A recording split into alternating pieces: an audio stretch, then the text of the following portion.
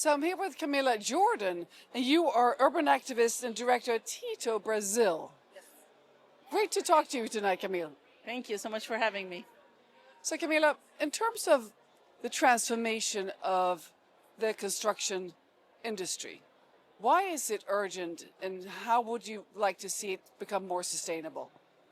Well, I think I'd like to start by saying that today we have 2 billion people living in informal settlements, and they are living in usually precarious housing with not enough infrastructure, water, sanitation, etc.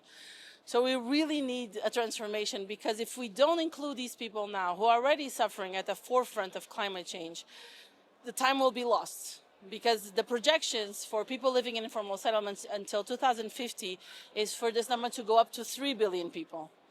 How can we as a society, not only in terms of our conscience, but in terms of our economies, of everything that we need to be doing in terms of climate change, can think of having 3 billion people living in not safe conditions, with not enough dignity to be part of our societies? So sustainable construction needs to go beyond just thinking about materials. It needs to go into also this place of radical inclusion. We need to be bold, and we need to be courageous to take these steps of including people who now have been excluded for decades. Thank you very much, Camila. And also, in light of climate change, we're going to have more people more vulnerable, right?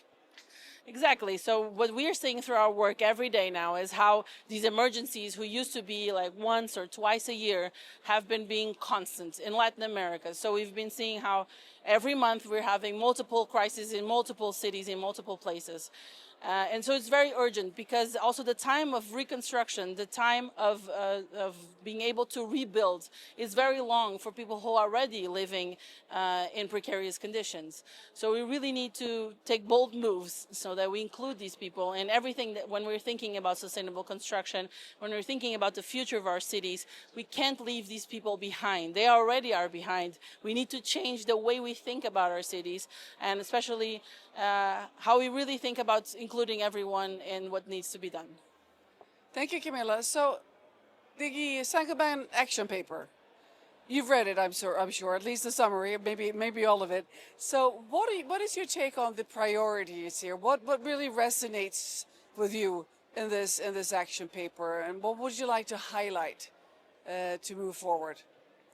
I think all of the 6 main topics are very relevant, very pertinent to this whole discussion, especially here in Belém, in Brazil, in COP, in the Amazon.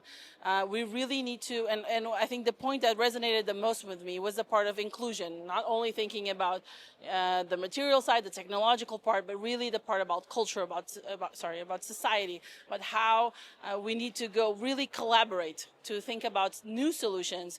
Because if we also think about how things have been done, if we keep doing the same mistakes, we will go towards 3 billion people living in informal settlements. But so I think the paper is really interesting, because we need to also, if the private sector also doesn't come on board, if it's only a problem of governments, if it's only a problem of social movements, then we won't find a solution. We really need to work together. And I think the paper already brings that, already brings the spirit of collaboration, brings this idea that we have to step out of our boxes. We need to step out of our silos and really collaborate, listen to each other from also a really an equal standpoint. You know, everyone has something to offer. Everyone has something that we can learn from each other, and especially the communities who are already living in those situations. Because with TETO, we've been mapping and working together and building solutions and learning with the communities for almost 30 years in Latin America.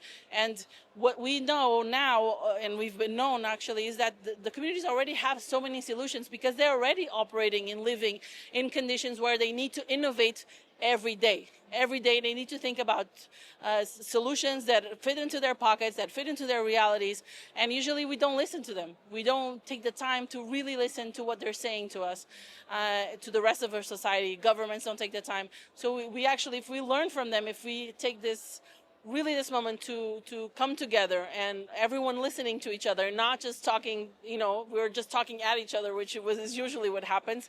I think we have really a chance to change what's coming next. So, Camila, you're at the COP.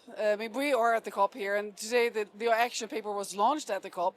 So, what are your hopes from the COP perspective related to well, construction and sustainable cities. I think really this paper in this moment is actually something very innovative because we're not seeing a lot of discussions when it comes to including housing into the climate discussion. It's very incipient, very incipient. And so we really need to push this agenda. We actually also launched a letter with other organizations during COP, really a call to action as to how housing has to be at the forefront also of the discussion about climate, because how will you survive anything? How will you be resilient if you're living in a dirt floor, if your house can fall with any rain, if you don't sleep at night because you don't know if your house will stand after rain at night?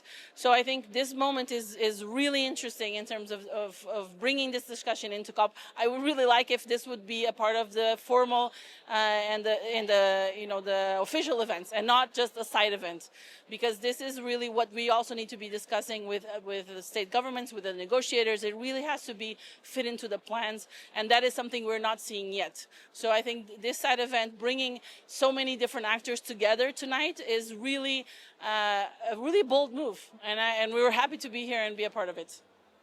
Thank you very much for your passion and for the work you do. Thank you. Thank you.